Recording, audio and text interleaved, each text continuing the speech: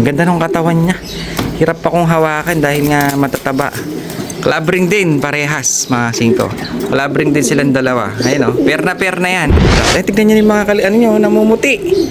Nangangaliskis itong blue bar niya, kondisyon na kondisyon. Tsaka makinis, ang ganda ng pagkaka blue bar niya. Tignan natin tong isang, ang ganda nitong ano, black check na kak mga singko. May white flight kasi siya eh. Mas lalo siyang pumogi dun sa kanyang, oh. Tignan nyo naman. Grabe, ang ganda nito. Picture cock. Sa itsura lang eh, panalo na. Club ring pa. Ayun siya. Uy, tayo siya yun. Bababa. Whoop. Yon. Yan, ha, singko. Marami tayong bagong bagsak ngayon. Marami, as in marami. Ito sila, ha, singko. Ayun, oh. Bagong bagsak na karton. So ayan, shoutout nga pala kay Paring Christian. At pinag-ipon niya tayo ng mga sextogang. Hindi pala sextogang, sestogang. Ayan, pinag-ipon niya tayo ng mga ilang piraso. Hanggang dito ilalim, puno yan mga singko. Dahil nga namumblema tayo ng karton. Si Paring Christian kasi ay naglalaro din. Tapos meron silang tindahan. Na sila lang din daw ang umuubos. Kaya nakaipon sila ng mga sesto box na kailangan natin kapag may mga kumukuha sa ating mga bata-bata na nangangalapate. Mga pambenta lang, pambata-bata lang mga singko. Papaakit lang doon sa pwesto natin sa poultry supply. Ngayon, meron kasi tayong isang tropa na si Juancho Malyari. Nagdala siya ng mga ibon sa atin, nagbawas mga singko. Pero itong batang ito, napakagaganda ng mga ibon. Maganda, mga magaling mga lapati, bata pa lang. Bali, eto, mamaya titingnan natin ng close up. Pero pahapyaw muna natin ng ganito mga singko. Ayan, oh. Kita nyo na mama, favorite, black check. Meron pa dito, hindi lang yan. Ayan, oh. Tingnan nyo naman mga singko. Napakaganda ng tayong-tayo niya.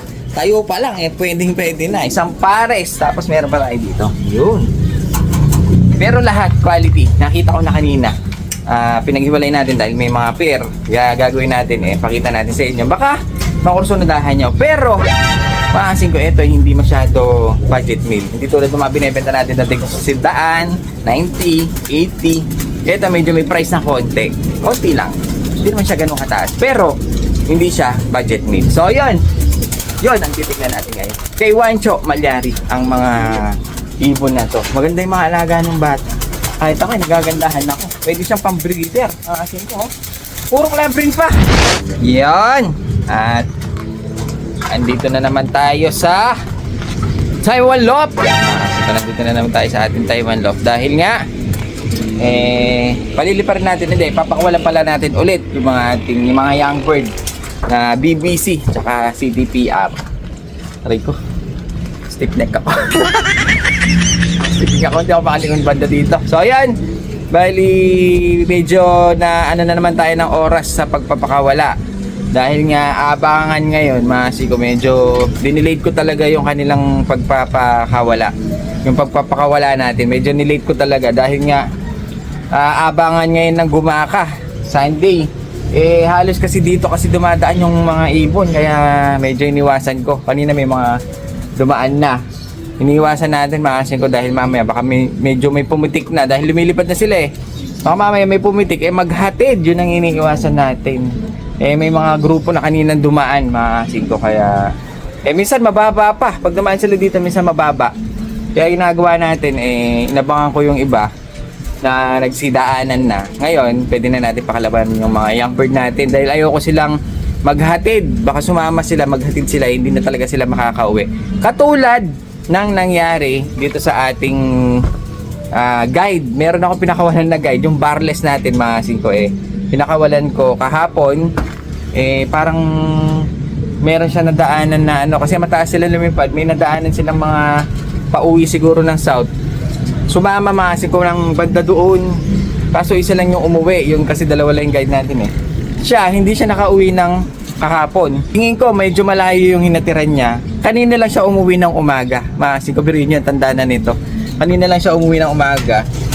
Kaya tingnan niyo siya mga siko. Ayun yung ating barless. Ayun medyo pangit ang kondisyon niya. Ayun Tapos nakita ko, hinuli ko siya kanina. So, huli natin. Tinignan ko siya kanina mga singko, ang payat niya. Parang ang layo ng hinatiran nito. Parang nagpunta pa ng south. Yan o, pumayat siya. Tapos parang wala siya sa kondisyon. Tapos nung tinignan ko yung kanyang paa, mga singko, makikita niyo yung kanyang paa. Ayan o. Ang dumi ng paa niya. Pati singsing. Ang dumi ng paa, yung singsing. Nagputik, mga singko. Nagtukod siya. Ibig sabihin malayo yung kanyang. Siguro inabutan na siya ng padilim. Nung nagatid siya, kaya kanina umaga lang siya nakauwi. Ay no, tumukod siya, kami sa bukid. Ayan ang iniiwasan natin. Yan kasi matanda na. Pag hindi yan mahuhuli, talagang uuwi siya. Yung mga young bird kasi natin dito, pag ito nagatid, talagang sa kanila na. Mawawala yan at mawawala pag gano'ng kalayo ang kakatiran. Kaya ngayon, gagawin natin pakawalan na natin dahil nagsidaanan na. Kita nyo yung langit, masing ko. Ha! Malinis na! Ha! Tsaka yung kapitbahay kasi natin na hindi ko alam kung sino yan, na lagi nagpapakawala, minsan kapag siguro pag nangangarera siya, pag umuwi siguro yung ibon niya, nagpapalipad, nagpaparonda. Kanina nagparonda na siya, bumaba na yung mga ibon. Kaya free na tayo magpakawala. Medyo takot akong magpakawala kapag ganitong iyakin pa sila mga singko Wala pa silang gaanong linaw sa mata, saka hindi pa gaanong matandain.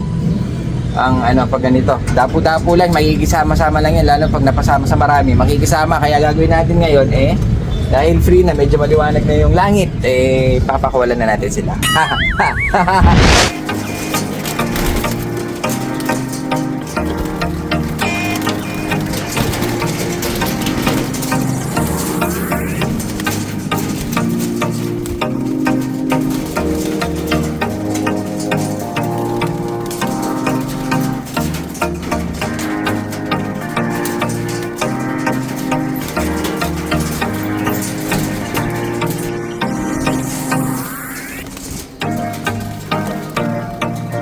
Ay, mga singko, may pumitik tayo isa yun. Ayun siya. Pumitik tayo siya yun. Bababa. Whoop. Yun, medyo marunong na siyang mag-dive, mga singko. Sinakikita ko, medyo pumipitik-pitik na pala itong mga ibon natin. Medyo exercise sila ngayon, medyo marami-rami na. Bali 11 lahat ng ililipad natin. 6 sa BBC, 5 sa CTPR kay Boss Noy de Lara. Kay best friend Boss Noy, mga singko. So ayan, ganyan lang sila, hindi ko sila bubugawin, nakita nyo. Pusa lang rumonda yung isa. Kasi pag bumaba ako, hindi ko na alam kung rumoronda pa ba sila o hindi. Kung tumatambay lang. Pero nung nakita natin nung naharaan, talagang umiikot-ikot na. Yun na pa nga yung isa, medyo sabik na siya. Sa susunod, pag medyo sanay na silang umikot-ikot, mga singko, ang tuturo naman natin sa kanila kung paano bumilis pumasok. Kasi ngayon, panapakain ko sila bago ko sila pakawalan. Sa susunod, pag marunong na sila umikot, tuturo naman natin yung pakawala muna bago pakain para pumasok sila agad. Tapos hapon, ganun din. So, ayan. Baba na tayo. Buti hindi mainit, mga singko. Kahit na tanghalin tapat na, presko. Malamig ang hangin. Ano unahin natin? Dito muna. Ito. Dahil parang ito, nakita ko parang pares ang dalawang checkered, mga singko. Pero itong isang ito, nakak. Ito yung kak para siyang pencil na makakapal. Blue pencil. Ganda nyo, clubbing din. Ganda ng mga alaga niya, malinis, mga singko.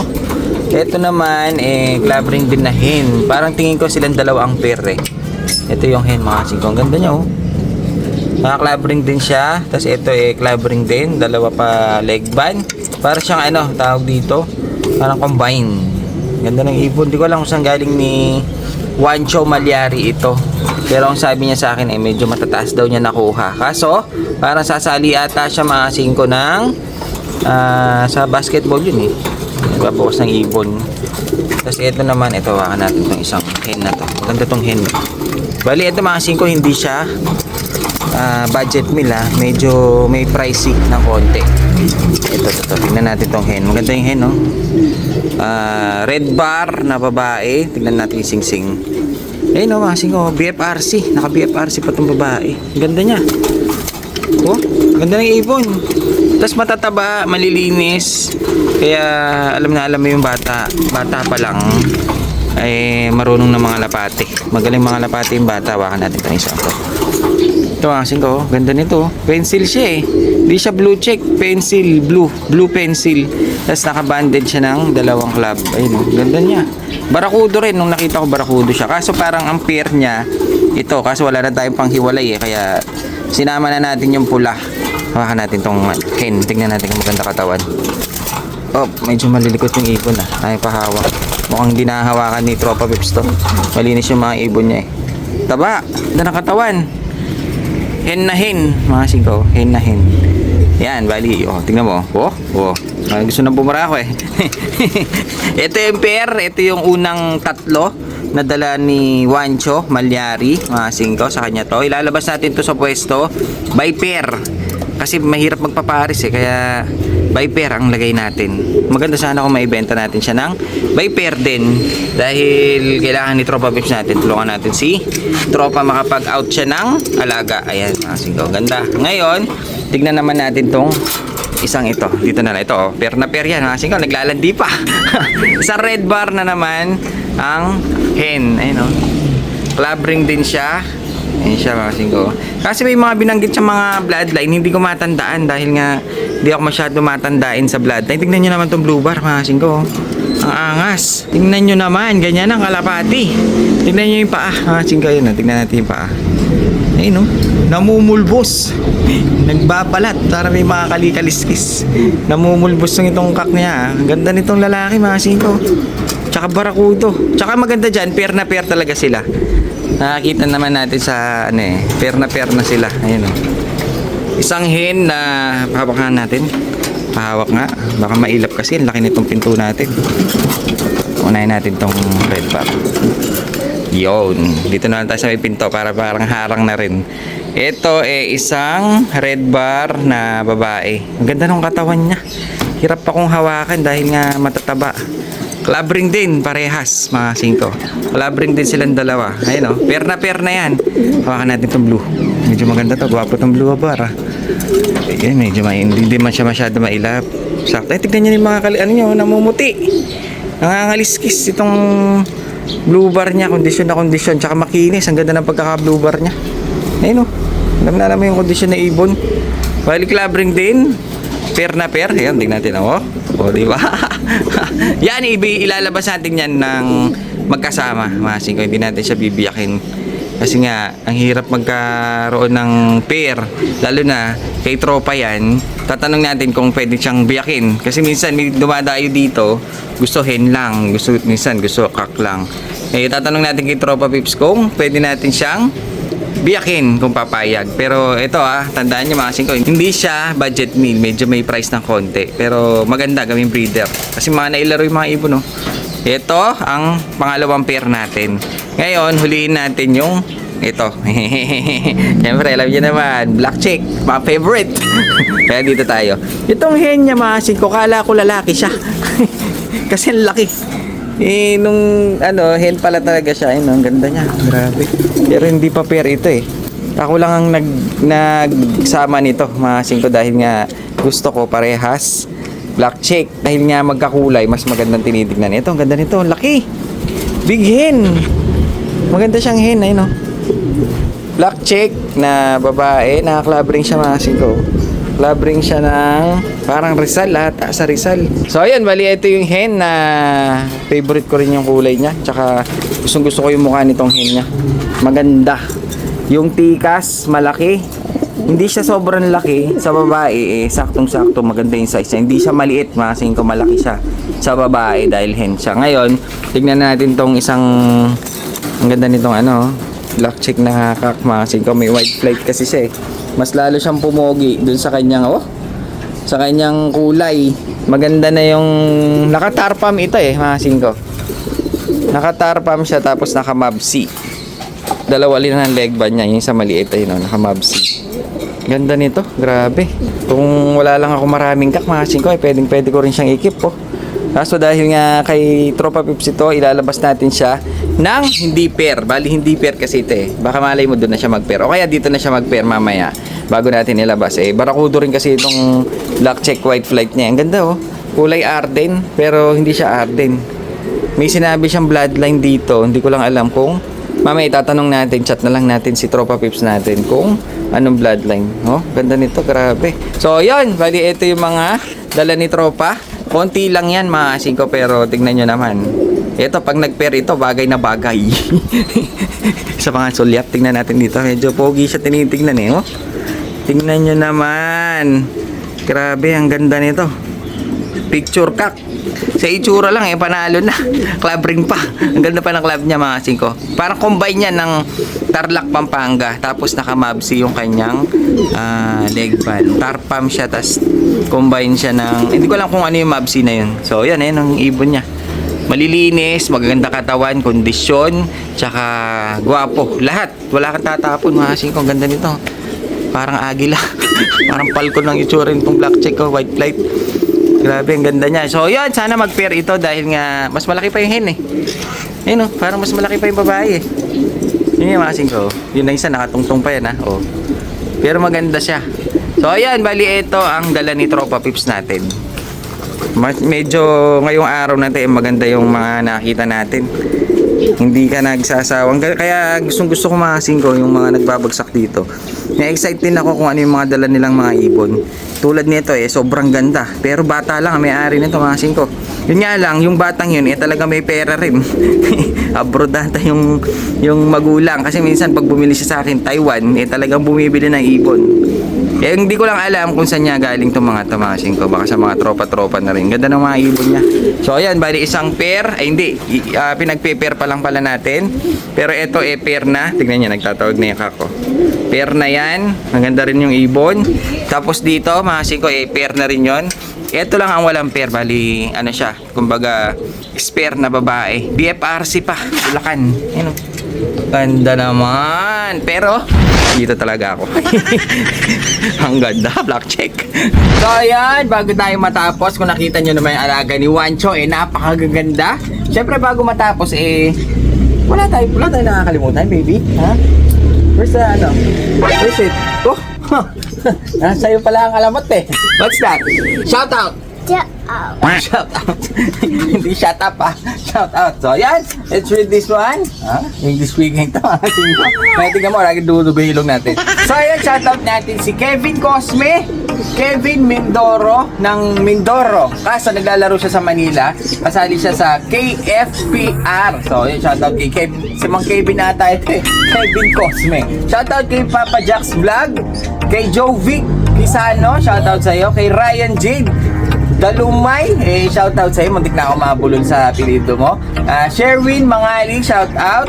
At last na natin si si Mac. Si Mac. Mama. Shoutout kay Mac. Shoutout daw sa mga tropang masasamang nilalang. Sino kaya yung mga yun? Hindi tayo kasali dun. Magbabay tayo nilalang eh. Diba? Shoutout! Ciao. Ciao!